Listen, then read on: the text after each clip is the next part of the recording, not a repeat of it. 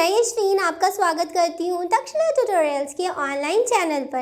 तो दोस्तों आज होगा लेक्चर 10.3। लेक्चर 10.2 में हमने एक बहुत छोटा सा टॉपिक पढ़ा था, वो था सीवेज ट्रीटमेंट। ठीक, वो पढ़ने के बाद अब उसके बाद ही नेक्स्ट लेक्चर अब हमारा है बायोगैस। आज के लेक्चर में हम दो टॉपिक कवर करेंगे। सबसे पहला है हमारा बायोगैस। तो चलिए दोस्तों अपना लेक्चर शुरू करते हैं, जिसमें सबसे पहले हम बायोगैस को पढ़ेंगे, उसके बाद हम दूसरा टॉपिक पढ़ेंगे। तो बायोगैस में हमें पढ़ना है बायोगैस के उत्पादन में सूक्ष्म जीव, क्योंकि हमारा चैप्टर ही किस पे बेस्ड है, सूक्ष्म जीवों के पे बेस्ड है। तो बायोगैस को बनाने में सूक्ष्म जीव किस प्रकार से अपनी भागीदारी देते हैं, ये हम आपको इसमें बताएंगे। याद करिए प्रीवियस लेक्चर में यानी कि 10.2 में भी हमने लास्ट में आपको थोड़ा सा बायोगैस के बारे में बताया था कि वो क्या होती है। आज के लेक्चर में हमने यहाँ पे लिख दिया है और ये आपको हम समझा देंगे। ये क्वेश्चन इंपॉर्टेंट है, डायरेक्ट पूछा जाता है कि बायोगैस के बारे में बताइए, या बायोगैस क्या होती है, या बायोगैस की किन गैसों से मिलकर बनी होती है। ये क्वेश्चन तो काफ़ी इंपॉर्टेंट है कि बायोगैस के अंदर कौन कौन सी गैसें सम्मिलित होती हैं, या बायोगैस किन गैसों का मिश्रण है। ठीक दोस्तों, प्लस डायरेक्ट भी ये क्वेश्चन आता है कि बायोगैस क्या होती है, ये किन चीज़ों में प्रयोग की जाती है। ये सारे क्वेश्चन इस टॉपिक से रिलेटेड बनते हैं जो कि बोर्ड में पूछे जाते हैं। तो चलिए दोस्तों अब पढ़ेंगे बायोगैस क्या होती है। सूक्ष्म जीवियों का प्रयोग ऊर्जा के स्रोतों के रूप में भी किया जाता है। ठीक, ऊर्जा के स्रोतों में किया जाता है। Biogas is also known as gobar gas. ठीक, कोई मुंह ना बनाए गोबर के नाम से, इसको गोबर गैस के नाम से भी बोला जाता है। इसका दूसरा नाम भी क्या है, गोबर गैस है। ऊर्जा के स्रोतों के रूप में किया जाता है। ऊर्जा के स्रोत मतलब इसमें क्या होती है, एनर्जी रिलीज होती है। बायोगैस एक प्रकार से गैसों का मिश्रण है, मुख्यतः मीथेन। मीथेन मतलब CH4। ठीक, मतलब बहुत सारी गैसों का क्या होता है, मिश्रण होती है, लेकिन उसमें सबसे ज्यादा इंपॉर्टेंट गैस कौन सी होती है, CH4 मतलब मीथेन, जो सूक्ष्म जीवी सक्रिय द्वारा उत्पन्न होती है। अब ये मीथेन किसकी वजह से उत्पन्न होती है, सूक्ष्म जीवी सक्रियता, क्योंकि हम क्या पढ़ रहे हैं, सूक्ष्म जीवों की वजह से क्या बनानी है, बायोगैस। तो जब सूक्ष्म जीव सक्रिय होते हैं, एक्टिव फेज में होते हैं, तो वो क्या बनाते हैं, मीथेन बनाते हैं। ठीक दोस्तों, गोबर में पादपों के सेलुलोज ये व्युत्पन्न प्रचुर मात्रा में होते हैं। अब इस लाइन का क्या मतलब है, गोबर से मतलब है गाय का गोबर ले लीजिए। गाय क्या खाती है दोस्तों, प्लांट्स ही तो खाती है, प्लांट्स या वो भूसा वूसा खाती है, पेड़ पत्ती खा लेती है। तो जो पेड़ पत्ती होती है, यहाँ पे सेलुलोज ये जो नाम लिखा है प्लांट सेल की, मतलब पादप कोशिका की जो सेल वॉल होती है, कोशा भित्ति होती है, वो किसकी बनी होती है, सेलुलोज की बनी होती है। And the cellulose is most abundant material on earth, मतलब कि जो सेलुलोज है उसको हिंदी में भी सेलुलोज बोलते हैं। सेलुलोज जो होता है वो पृथ्वी पर पाया जाने वाला सबसे ज्यादा पदार्थ है। ठीक, सबसे ज्यादा पदार्थ हमें इस पृथ्वी पर क्या मिलता है, सेलुलोज। और सेलुलोज हमें कहाँ मिलता है, पादप कोशिका की कोशिका भित्ति किसकी बनी होती है, सेल्यूलोज की बनी होती है। ये क्या होती है, पादप कोशिका। ठीक दोस्तों, इस पादप कोशिका के बाहर की तरफ जो कोशिका भित्ति होती है, यही बनी होती है सेल्यूलोज की। इसलिए कहा जाता है कि ये सबसे ज्यादा एबंडेंट मटेरियल है, मतलब सबसे ज्यादा मिलने वाला पदार्थ है अर्थ पे, ठीक, पृथ्वी पर। और दूसरा होता है काइटिन।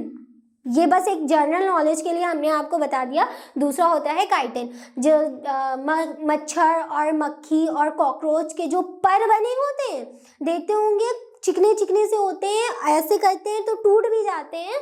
तो जो उनके पर होते हैं वो काइटिन के बने होते हैं, और वो दुनिया में मिलने वाला दूसरा सबसे बड़ा मैटर है। ठीक, और पहला होता है सेल्यूलोज, मतलब इनका तादाद बहुत ज्यादा होती है। गोबर में पादपों के सेल्यूलोज ये व्युत्पन्न प्रचुर मात्रा में होते। कैसे, जब गाय उन सबको खा लेती है, फिर जब उसका गोबर बाहर आता है तो उसमें क्या होते हैं, इसके सेल्यूलोज होते हैं, और यही सेल्यूलोज बहुत ज्यादा इंपॉर्टेंट होता है CH4 बनाने में, प्रचुर मात्रा में होते हैं। अतः इसका प्रयोग बायोगैस को पैदा करने के लिए किया जाता है, जो मीथेन का उत्पादन करते हैं। और यही सेलुलोज ये व्युत्पन्न प्रचुर मात्रा में जो होते हैं किसका उत्पादन करते हैं? बायोगैस का उत्पादन करते हैं।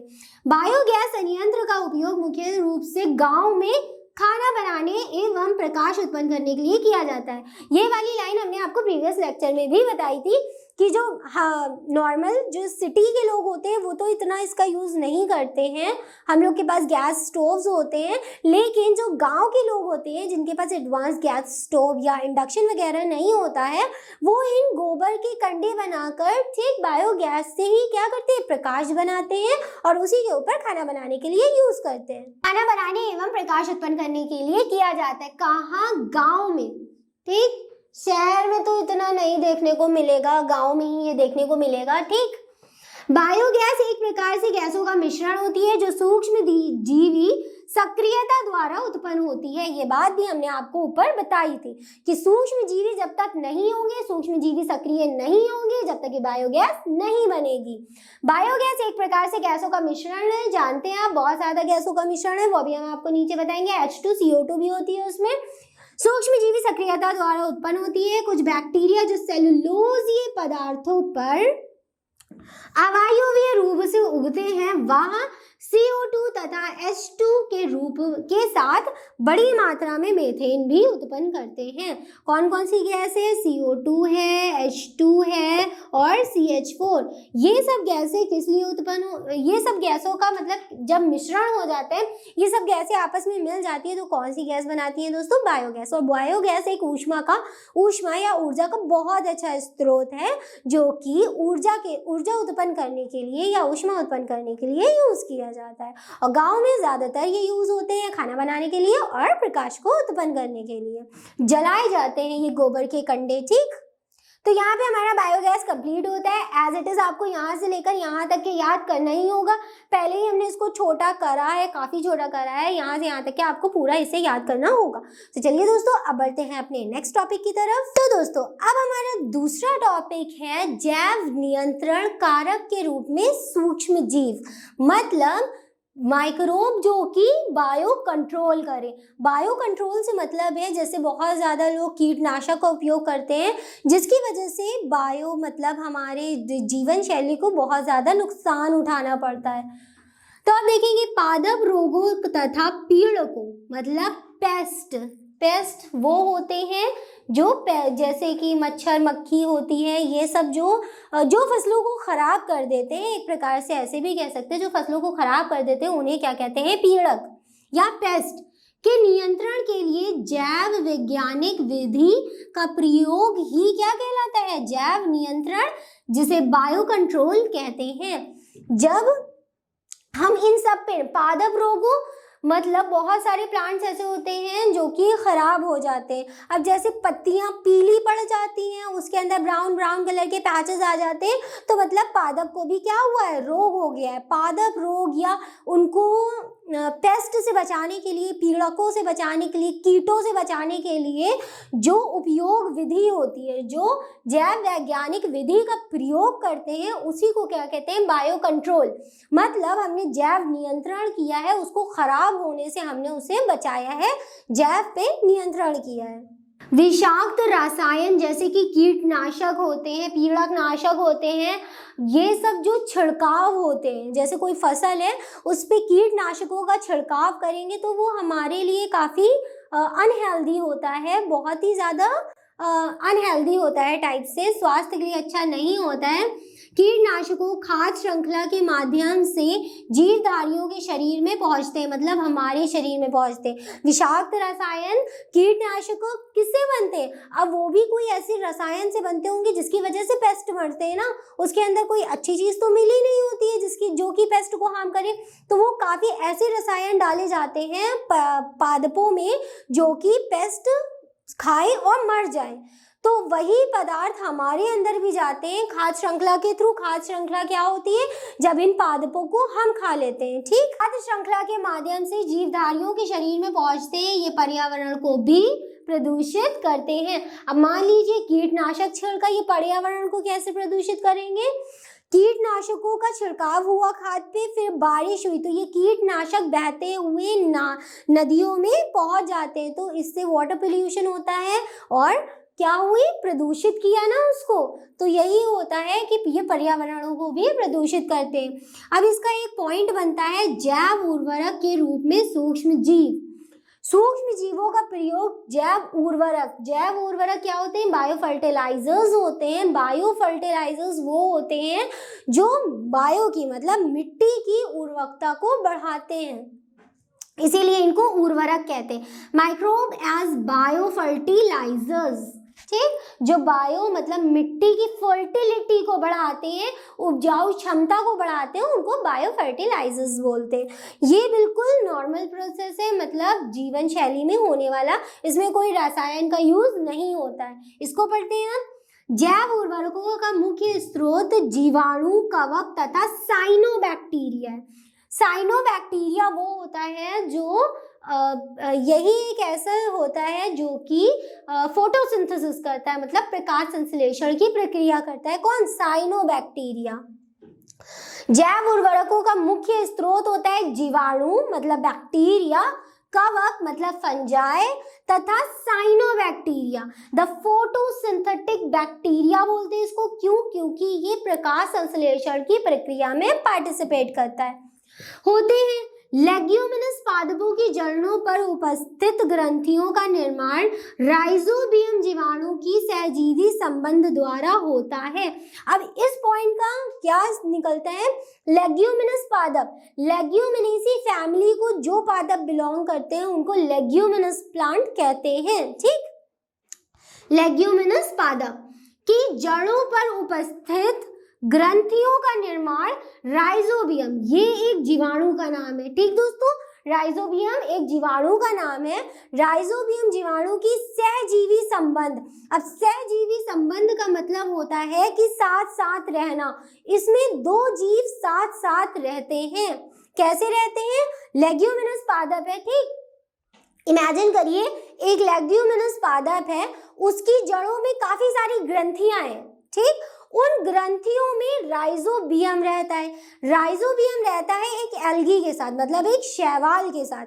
ऐसा कह सकते हैं कि सहजीवी संबंध होते हैं इन दोनों के बीच। एक के बगैर दूसरे का काम नहीं चलेगा और दूसरे के बगैर पहले का काम नहीं चलेगा। एक प्रकार से हम ऐसा भी कह सकते हैं सहजीवी संबंध में कि खाना बनाने के लिए इन दोनों को एक दूसरे की बहुत ज्यादा जरूरत होती है। एक खाना ला के देता है तो दूसरा खाना बनाता है।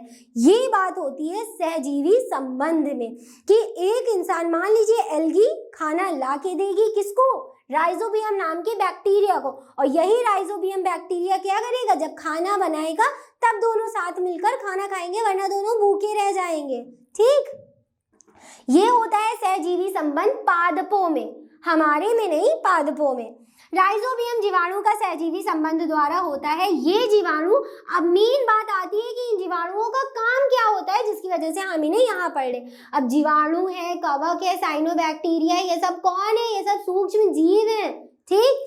राइजोबियम है, अजोटोबैक्टर है, ये सब कौन है, सूक्ष्म जीवी है। और इन सूक्ष्म जीवों का काम क्या होता है बायो फर्टिलाइजर्स में, मतलब जैव उर्वरक में, हम यही आपको बता रहे हैं। ये जीवाणु वायुमंडलीय नाइट्रोजन, हमारे वायुमंडल में कितने % नाइट्रोजन है, 78% नाइट्रोजन है, और पादपों को भी यही नाइट्रोजन चाहिए होती है। लेकिन पादप डायरेक्ट ये नाइट्रोजन नहीं ले सकते, ये नाइट्रोजन नहीं कंज्यूम कर सकते। वो क्या करते हैं, इसको नाइट्रेट्स में कन्वर्ट करके लेते हैं, मतलब नाइट्रोजन को NO3 में कन्वर्ट करके लेते हैं, ठीक। ये थोड़ा केमिस्ट्री वाला है। इसके बारे में भी, मतलब नाइट्रोजन साइकिल के बारे में भी हम आपको आने वाले चैप्टर्स में पढ़ाएंगे। यहाँ पे सिर्फ थोड़ा सा हमें समझना है कि ये बायो फर्टिलाइजर्स में क्यों यूज होते हैं, बस। ये जीवाणु वायुमंडलीय नाइट्रोजन को स्थिरीकृत मतलब उसका स्थिरीकरण कर देते हैं, कर कार्बनिक रूप में परिवर्तित कर देते हैं। मतलब हमने जैसे आपको बताया, पादप डायरेक्ट वायुमंडलीय नाइट्रोजन को नहीं ले सकते, इसीलिए ये क्या करते हैं, इसको कार्बनिक रूप में परिवर्तित कर देते हैं। कौन काम करता है, ये राइजोबियम काम करता है। ये मृदा में मुक्तावस्था में रहने वाला अन्य जीवाणु, अब पहले की बात हमने कर ली राइजोबियम, ठीक, जो कि सहजीवी संबंध रखता है फिर दूसरा इसमें बात आती है जीवाणु। अगर दूसरे जीवाणु को बात करें, मृदा में मुक्तावस्था में रहने वाले अन्य जीवाणु जैसे एजोटोबैक्टर, ये भी एक जीवाणु का नाम है। क्या नाम है? एजोटोबैक्टर। भी वायुमंडलीय नाइट्रोजन की मात्रा को बढ़ा देता है। वायुमंडलीय नाइट्रोजन की मात्रा को जब बढ़ा देता है तो राइजोबियम क्या करता है? उसको कार्बनिक पदार्थों में कन्वर्ट कर देता है। जब ये कार्बनिक पदार्थों में उसको कन्वर्ट कर देता है तो ये जो मिट्टी की उपजाऊ क्षमता होती है उसको बढ़ा देती है। बायो फर्टिलाइजर्स क्या होते हैं? जो बायो की फर्टिलिटी मतलब मृदा की फर्टिलिटी बढ़ाएं, मतलब जो उसकी उपजाऊ क्षमता होती है उसको बढ़ाएं। तो ये था नॉर्मली बेसिस पे क्या होती है। ऊपर वाला हमने पढ़ा कि हम इसको कंट्रोल किस प्रकार से कर सकते हैं। कंट्रोल, कीटनाशकों का उपयोग ना करें। ठीक, कीटनाशकों की जगह बहुत ज़्यादा और विधियां आई हैं, बहुत एडवांस विधियां आई हैं, इसमें उनका उपयोग करना चाहिए, ना कि कीटनाशकों का, पेस्टिसाइड्स का छिड़काव करना चाहिए। कीटनाशकों को इंग्लिश में पेस्टिसाइड बोलते हैं, जो पेस्ट को मारते हैं। ठीक, तो दोस्तों आज के टॉपिक में, आज के लेक्चर में हमने दो टॉपिक्स कवर करे। पहला जो हमने पढ़ा था बायोगैस और दूसरा पढ़ा था बायो कंट्रोल। ये दोनों टॉपिक्स बहुत ही ज़्यादा इंपॉर्टेंट है, बोर्ड में पूछे जाने वाले टॉपिक्स हैं दोनों के दोनों। तो दोस्तों आज का लेक्चर हमारा यहीं पे कंप्लीट होता है। इस लेक्चर से रिलेटेड सारे नोट्स आपको नीचे डिस्क्रिप्शन बॉक्स में मिल जाएंगे। फिर भी अगर आपके कोई डाउट्स है तो आप हमसे ईजिली कॉन्टैक्ट करके पूछ सकते हैं। तो दोस्तों आज के लिए बस इतना ही, मिलते हैं अपनी नेक्स्ट क्लास में। Thank you.